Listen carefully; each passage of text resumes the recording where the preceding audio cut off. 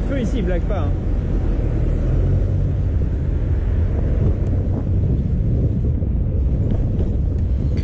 Bonjour à tous. Alors aujourd'hui, on se retrouve pas au même endroit que d'habitude, puisqu'on est à Londres. London. Donc je suis allé à Londres au début novembre pour aller voir un match de football américain en fait qui se déroule à Londres. Parce que je suis un peu un fan de football américain et donc cette année on a décidé de s'offrir un petit voyage à Londres pour aller voir un match de NFL. Et donc ça a été l'occasion de faire un peu de vélo à Londres et de découvrir un peu comment on roule dans cette ville. Non, honnêtement, avec les pistes cyclables comme ça, c'est nickel. Hein. Ah, là, c'est bien. On dirait vraiment la piste cyclable rive gauche en fait. Ouais. Là, c'est vraiment agréable.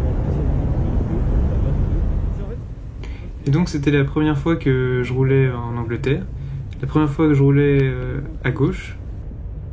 Pas la première fois que je roulais à l'étranger, mais c'était quand même une grande découverte avec plein de nouvelles choses que je connaissais pas. Ouais, c'est clairement les trucs pour tourner. Après, dans un studio, ils sont vachement plus solides que les Vélib. Que quoi? Ils sont vachement plus solides que les Vélib. Ah bon?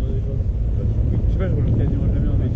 Moi, les Vélib, tout le temps, les cassés, avec des pédaliers complètement voilés, des roues voilées. Ça, les deux ils avaient pas ça, c'est que les Smooth & Go qui sont pétés. Ah, oui. Oui. Moi, je te parlais des derniers. Et donc on est parti avec Aurélien et Valentin que du coup vous avez pu voir dans la vidéo précédente. Et comme vous l'avez entendu juste avant, on est avec les vélos Santander. Et donc là on parlait justement de leur qualité par rapport au Vélib. Parce que c'est un peu le même système qu'on a utilisé, c'est le vélo en libre service à Londres. Donc qui sont mis en service par Santander, donc c'est un service de banque si je dis pas de bêtises. Donc là on peut le voir un peu sur la gauche à quoi ça ressemble. Donc c'est très simple d'utilisation, donc c'est quasiment comme le Vélib. Il faut juste s'inscrire à la borne et on peut louer pour 1 pound des vélos pendant 24 heures. Sachant qu'avec c'est 1 pound par vélo, donc là et on a une demi-heure gratuite. Donc pour 1 pound pour 24 heures, on peut avoir un vélo et découvrir Londres. Et ça c'est vraiment top. Donc on les comparer un peu avec les Smooth & Go. En plus là, au moment où je vous parle, c'est la grève et je pense que vous avez constaté un peu l'état de dégradation complet dans lequel ils se trouvent actuellement. Et là, c'était plutôt agréable parce qu'on trouve des vélos en bon état. Et les vélos ressemblent aux Vélib, ressemblent même peut-être plus aux anciens Vélib qu'aux nouveaux. Mais ils sont très agréables à rouler et globalement en très bon état. Donc on est parti 3 jours, on est arrivé le samedi et on est reparti le lundi. Et donc on a pu voir un peu la différence entre les jours, je vous en parlerai tout à l'heure. Et c'était assez intéressant du coup de voir des jours de week-end et un jour de semaine, parce que c'est pas du tout pareil de rouler à Londres un jour de semaine. Donc moi j'avais déjà fait du vélo à l'étranger, j'ai déjà fait du vélo en Suisse par exemple. Donc évoluer dans un code de la route différent, j'avais déjà un peu fait. Mais jamais dans un code de la route aussi différent qu'à Londres. Déjà le fait de rouler dans l'autre sens, ça change tout. Ensuite, les priorités à Londres sont pas régies par les mêmes règles. Je vous avoue que j'ai pas tout compris pour l'instant.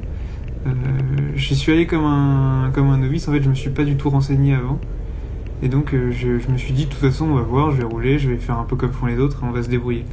Et en fait, c'est assez compliqué parce que à Londres, comme dans toutes les villes, tout le monde respecte pas les règles. Donc, c'est difficile en fait de se fier au comportement des autres pour essayer de deviner les règles.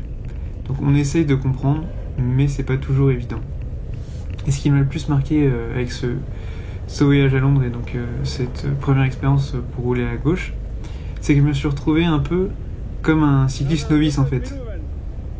Ouais, comme vous pouvez le voir là, il n'y avait pas de raison que les sas vélos soient plus respectés à Londres qu'à Paris. Et donc je me suis retrouvé dans la position d'un novice, puisque je connaissais pas le code de la route, enfin je connaissais pas toutes les règles, et je devais rouler de l'autre côté de la route. Et donc dans cette position, je me suis rendu compte que à Paris, plein de choses qui me semblaient faciles, qui me semblaient accessibles pour tout le monde, et je me rendais pas compte qu'en fait tout ça c'était basé sur plein de choses que je savais et sur toute mon expérience.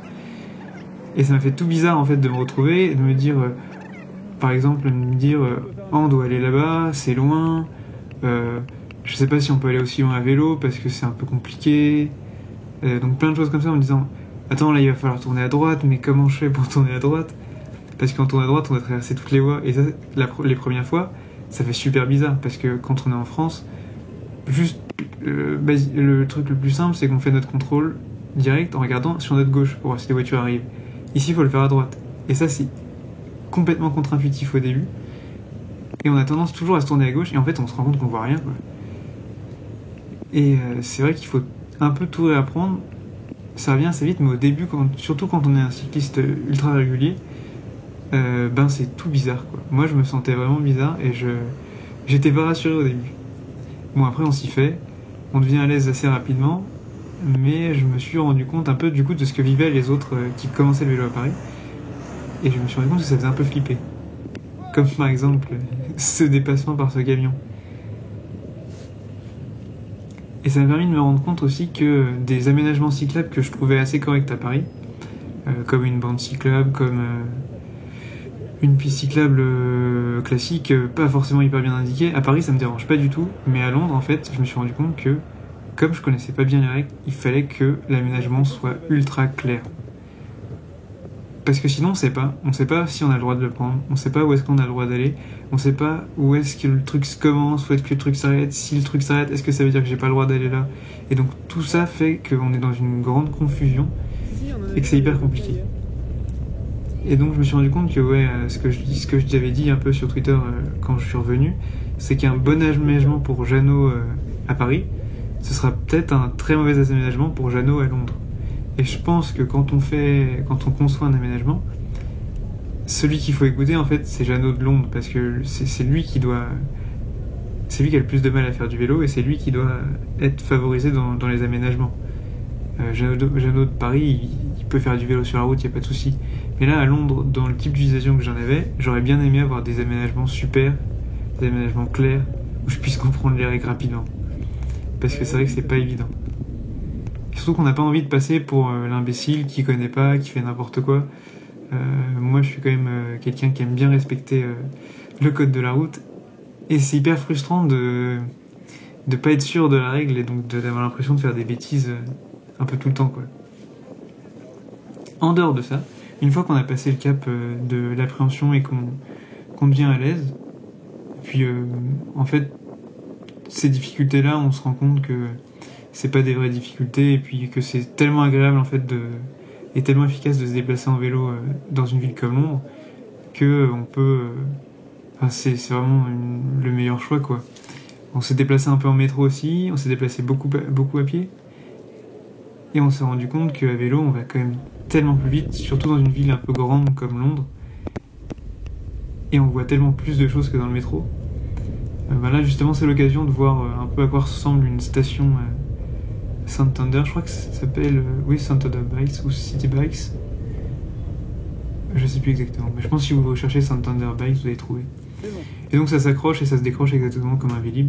Et puis il y a des stations à peu près dans la même autant qu'à Paris, quoi.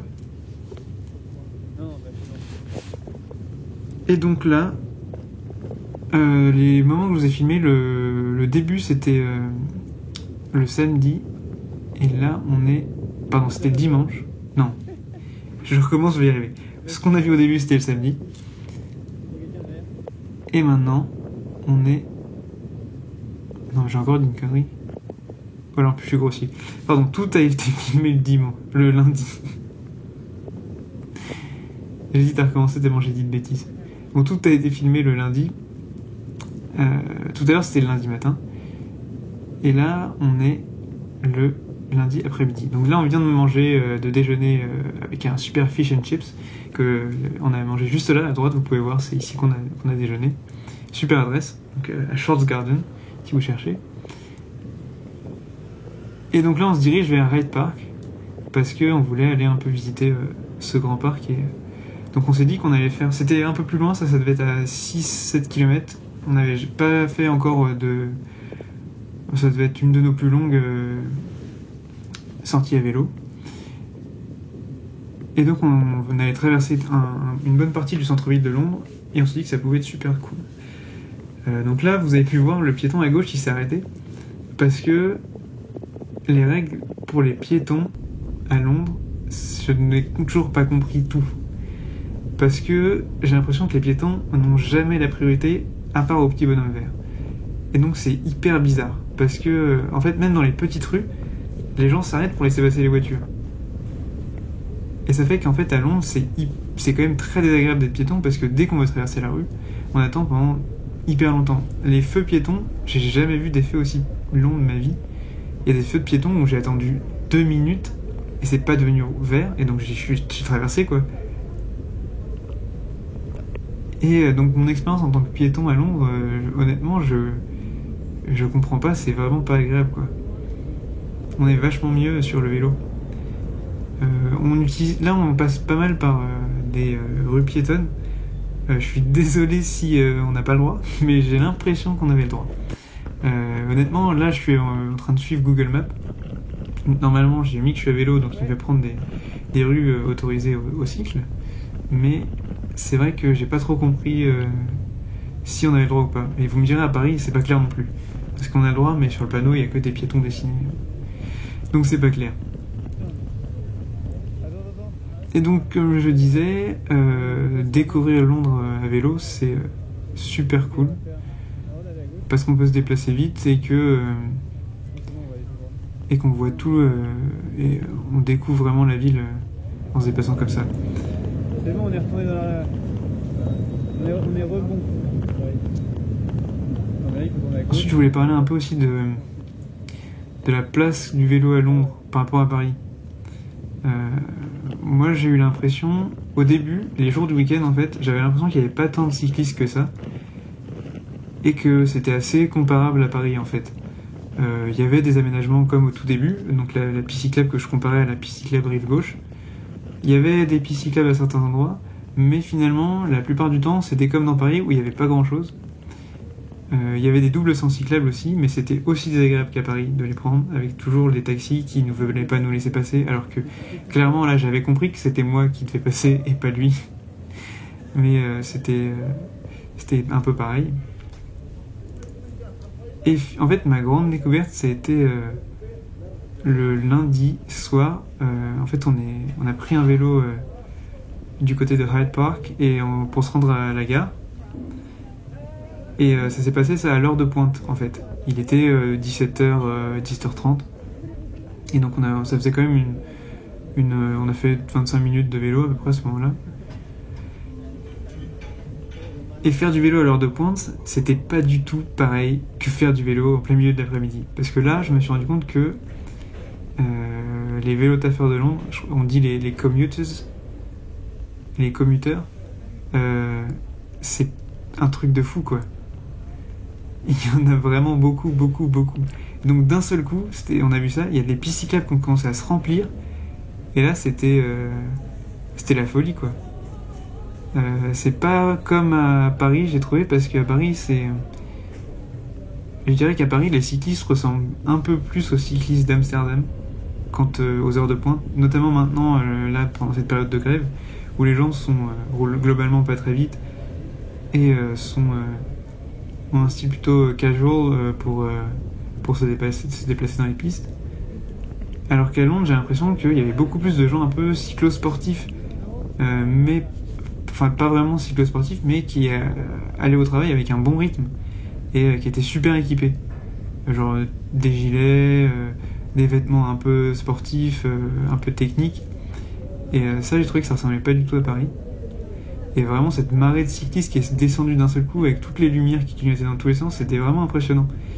Et du coup, faire du vélo à cette heure-là, c'était un peu plus agréable parce que on était limite en majorité, quoi. Et donc les automobilistes étaient vachement plus attentifs parce qu'ils savaient qu'il y avait des vélos tellement partout qu'il n'y avait pas moyen de pas faire attention, quoi.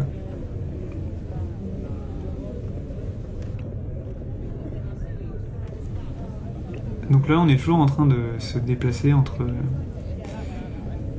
le Fish and Chips et le Hyde Park. Et donc là, on est à Carnaby Street. Et on se balade doucement dans les zones piétonnes. Vu qu'on savait pas si on avait le droit... on avait vu des vélos un peu. Mais on sait que voir des gens qui font des choses, ça veut pas forcément dire qu'on avait le droit. Donc on est resté sur nos vélos, mais on roulait au pas pour essayer de déranger personne. Et donc passer par les quartiers piétons, c'était vraiment sympa. Chose qu'on ne pouvait pas faire en voiture.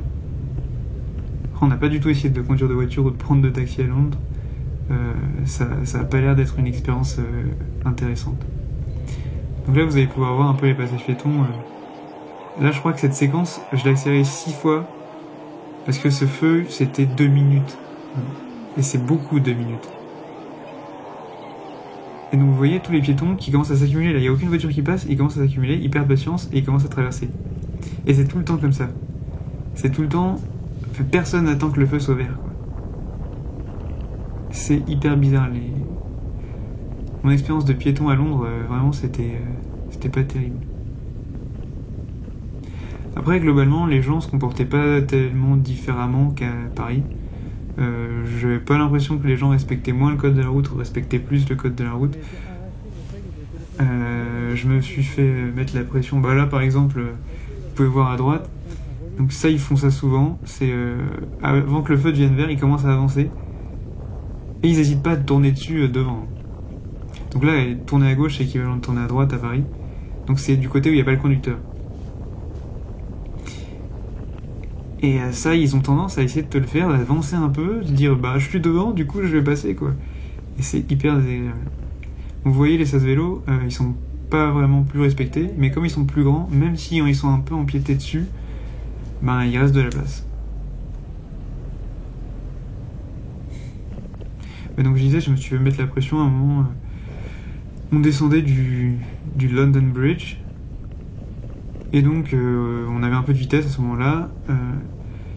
J'arrivais à un feu rouge, je commence à vouloir m'arrêter. Là je regarde derrière, je vois qu'il y a un utilitaire qui n'avait pas du tout l'intention de s'arrêter à ce feu rouge. Et donc je continue à ralentir. Et là je vois qu'il se rapproche très très vite. Du coup j'étais obligé de brûler le feu parce que impossible de s'arrêter avec lui qui allait me foncer dedans quoi. Et donc il m'a klaxonné, il est passé au feu rouge. Moi je suis passé au feu rouge aussi parce que je voulais pas mourir. Et donc c'est quand même un peu bizarre de voir des choses comme ça. Ça me rappelait Paris. Donc là vous pouvez admirer à la fois l'arrière-train d'Aurélien et son magnifique Santander Bike.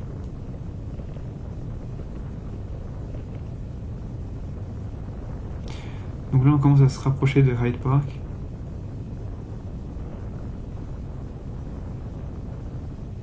Vous voyez l'architecture de Londres, ce qui est assez cool, c'est que il y a plein de quartiers qui se ressemblent pas du tout. Il y a plein d'architectures différentes, d'époques différentes. Il y a des choses très très modernes, plus modernes qu'à Paris, et c'est hyper... Enfin, ça se ressemble pas du tout d'un quartier à Londres, d'un quartier à l'autre, c'est très intéressant architecturalement comme ça. Il y a beaucoup de diversité. Là, j'ai pas trop compris dans cette rue.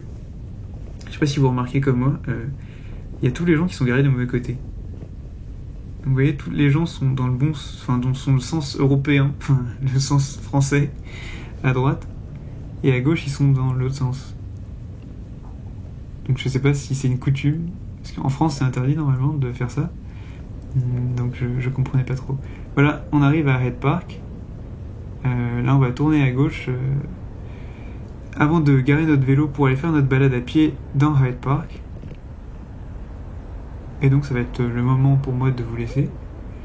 Donc j'espère que cette petite escapade londonienne vous aura plu. J'ai oublié de m'excuser pour la qualité de vidéo parce que j'avais pas emmené le karma. Donc c'est à l'ancienne que j'ai filmé en bloquant la GoPro sur mon sac avec une sangle. Donc voilà, merci à tous d'être restés jusqu'ici. Et je vous souhaite bonne route. Salut!